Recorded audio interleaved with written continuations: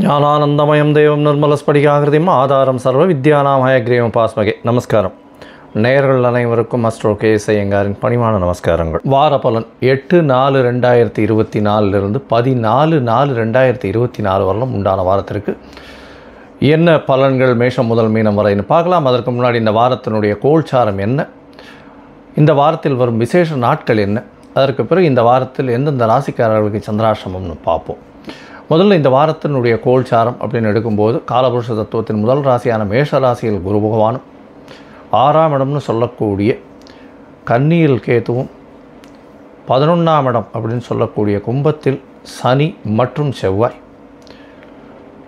மீனத்தில் சுக்கிரன், சூரியன், புதன் மற்றும் ராகு 4 கிரகங்கள். இந்த வாரத்தில் ஆகக்கூடிய பெயர்ச்சிகள் அப்படின்னு பார்த்தாலேயானால் சூரிய பகவான் இந்த வாரம் 14ஆம் தேதி, அதாவது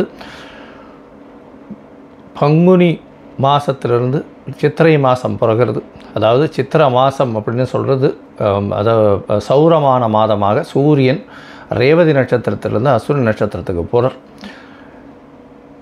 இந்த வருஷம் சோபகிருத்து வருஷத்திலிருந்து குரோதி வருஷம் பிறக்கிறது. இது தமிழ் வருஷத்தின் 37ஆவது வருஷம். இந்த தமிழ் வருஷத்தினுடைய குரோதி வருஷத்தினுடைய பலன்கள் தனியாக போட்டிருக்கேன், அதையும் பாருங்கள். 8ஆம் தேதி அன்னைக்கு அமாவாசை.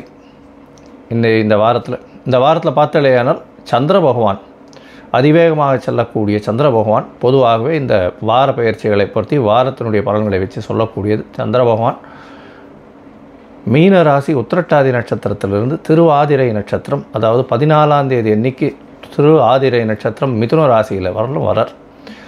இந்த வாரத்தில் வரக்கூடிய இருக்கக்கூடிய கிரகச்சாரங்கள் இதுதான். இந்த வாரத்தில் வரக்கூடிய சிறப்பு நாட்கள் என்னன்றதை பார்ப்போம். சிறப்பு நாட்கள்னு சொல்லும்பொழுது 8ஆம் தேதி அன்றைக்கி அமாவாசை, 9ஆம் தேதி அன்றைக்கி யுகாதி பண்டிகை. யுகாதி பண்டிகையினுடைய சிறப்பு என்ன அப்படின்னா சந்திரமானம் அப்படின்ற ஒரு விஷயத்தை வச்சு கடைபிடிக்கக்கூடியது.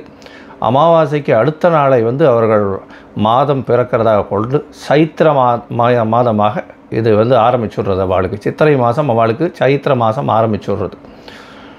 இதில் ஒரு விசேஷம் என்ன அப்படின்னா, பொதுவாகவே இந்த மாதம் பிறக்கிறது சந்திரமானத்தில் பார்த்தேன்னா அமாவாசையில் ஒரே ஒரு நாழிகை கூட சூரிய உதயத்துக்கு அப்புறம் இருந்ததே ஆனால் பிரதமை எண்ணிக்கை அதை எடுத்துக்காமல் அதுக்கு அடுத்த நாள் முழு பிரதமை இருக்கக்கூடியதோ இல்லைன்னா பிரதமை அந்த நாள் பிறக்கும் பொழுதே பிரதமை திதியில் பிறந்தது நாள் மட்டும்தான் எடுத்துக்க முடியும். அதுதான் ஒரு சிறப்பு. அதனால் இந்த வருஷம் பார்த்தோன்னா 9/4/2024 அன்றைக்கி யுகாதி பண்டிகை. என்னுடைய தெலுங்கு, கன்னடா, மகாராஷ்டிரா மற்றும் துளு, கொங்கு இந்த மாதிரியான இடத்துலெல்லாம் புது வருஷத்தை பிறக்கிறது. அவர்கள் எல்லோருக்கும் என்னுடைய புத்தாண்டு நல்வாழ்த்துக்கள், ஆசீர்வாதங்கள். இந்த வாரம் பார்த்தாலேயானால் 12ஆம் தேதி அன்னைக்கு சதுர்த்தி, வளர்பிறை சதுர்த்தி, அதாவது சுக்லபக்ஷ சதுர்த்தி, 4ஆம் நாள், அதாவது அமாவாசையிலிருந்து வளர்பிறையில் 4ஆவது நாள். இந்த வளர்பிறை சதுர்த்தியில் என்ன அப்படின்னா வளர் சதுர்த்தின்னு பேர்.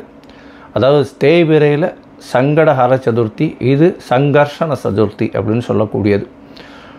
இந்த வளர்பிறை சதுர்த்தியில் என்ன அப்படின்னா விநாயக பெருமான்கிட்ட போய் நம்ம பொழுது சேவிச்சுட்டு நம்மளுக்கு வேணும் என்பதை கேட்டோமேயானால் வரம் கொடுக்கக்கூடிய வர சதுர்த்தி அப்படின்னு சொல்லக்கூடியது.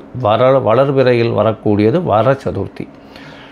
9 பிரதட்சணம் விநாயக பெருமானை பண்ணுறதும், 9 தரம் தோப்பு கரணம் போடுறதும், அருகம்பில், அதை தவிர ஒரு தேங்காய் உடைச்சிட்டு வர்றதன் மூலியமாக உங்களுடைய தடைகள் அனைத்தும் நீங்கி நீங்கள் கேட்ட வரங்கள் அனைத்தும் கிடைக்கக்கூடும்.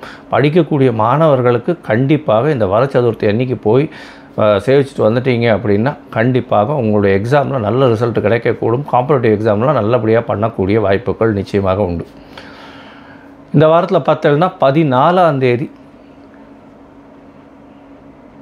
சூரிய பகவான் ரேவதி நட்சத்திரத்திலிருந்து அஸ்வினி நட்சத்திரத்துக்கு போகிறார். சித்திரை மாதம், தமிழ் மாதம் பிறக்கிறது சித்திரை மாதம். நம்ம சௌரமானம் அப்படின்றத வச்சு சூரிய பகவான் ஒரு ராசியிலிருந்து அடுத்த ராசிக்கு செல்லக்கூடியதை வச்சு சொல்கிறோம். இந்த சௌரமான மாதங்களை வச்சு தான் நம்ம பலன்களை சொல்லிட்டுருக்கோம். சூரிய பகவான் குருவோடு சேர்ந்து சஞ்சாரம் மேஷ ராசியில் போய் இருக்கார். 14ஆம் தேதி தமிழ் வருஷ பிறப்பு அப்படின்றத சொல்கிறோம், குரோதி வருஷம். இந்த யுகாதியில் பார்த்தீங்கன்னா தெலுங்கு வருஷம் அப்படின்னு சொல்லக்கூடியது இந்த மாதிரி இந்த வேப்பம்பூ, மாங்காய், புளிப்பு, இனிப்பு எல்லா வகையான இதுவும் வச்சு பச்சடி பண்ணுவாங்க. அது வந்து ரொம்ப விசேஷம். அதாவது யுகாதி பச்சடின்னே பேர் அதுக்கு, ரொம்ப விசேஷமானது. இந்த வாரம் இந்தந்த விசேஷ நாட்கள் வருது. இதற்கு பிறகு இந்த வாரத்தில் வரக்கூடிய சந்திராஷ்டம ராசிகள் என்னென்னு பார்த்தேடையானால் சிம்மம், கன்னி, துலாம், விருச்சிகம் இந்த 4 ராசிக்காரர்களுக்கு சந்திராஷ்டம். அதனால் உங்களுடைய ராசிக்கு 8ஆம் இடத்தில் சந்திர பகவான் மறையும் பொழுது மதி மயங்கக்கூடும். ஏன்னா சந்திர பகவான் மதிகாரகன், மயங்கக்கூடும். அதனால் தவறான முடிவுகள் எடுக்கக்கூடும். வெளியூர் வழிமான பிரயாணம் வேண்டாம்னு சொல்கிறோம். ஒருவேளை எடுக்க வேண்டி இருந்ததே ஆனால் சந்திர பகவானுக்கு உண்டான எளிய பரிகாரம் அப்படின்னு சொல்லக்கூடிய உங்களால் முடிஞ்ச ஒரு 1/2 டம்ளர் பால் கொண்டு போய் அருகில் இருக்கக்கூடிய சிவன் கோயிலில் கொடுத்துட்டு போகிறது மூலியமாக சந்திராஷ்டமத்தின் தாக்கம் குறையும். சரி, இந்த வாரம் மேஷம் முதல் மீனம் வரை எப்படி இருக்குதுன்னு பார்ப்போம். 8/4/2024 14/4/2024 வரலையும் உண்டான நாட்களில் என்னுடைய மொபைல் நம்பர் கீழே ஸ்க்ராலிங்கில் போயிட்டுருக்கு. உங்களுக்கு அஸ்ட்ராலஜிக்கல் கன்சல்ட் தேவைப்பட்டதுன்னா எனக்கு ஃபோன் பண்ணுங்க. உங்களுடைய date, time, place of birth, உங்களுடைய நேம் அண்டு பேரண்ட்ஸ் நேம் கொடுத்தீங்கன்னா உங்களுடைய சார்ட்டு போட்டு சந்தி இருக்கான்றதை முதல்ல பார்த்துட்டு, அதாவது நட்சத்திரம், ராசி, லக்னம், நட்சத்திர பாத சந்தி இதெல்லாம் இருக்கான்றதை பார்த்துட்டு அதுக்கப்புறம் உங்களுடைய தசாபுக்தி அந்தரம் சூக்ஷ்மம் எப்படி இருக்குன்றதை பார்த்துட்டு இன்றைய கோல்சார பிரகாரம் உங்களுடைய பிரச்சனைகள் என்னன்றதுக்கு எளிய பரிகாரம் என்ன சொல்ல முடியுமோ அது சொல்கிறேன். என்னுடைய கட்டணம் என்னன்றதையும் போடுறேன்.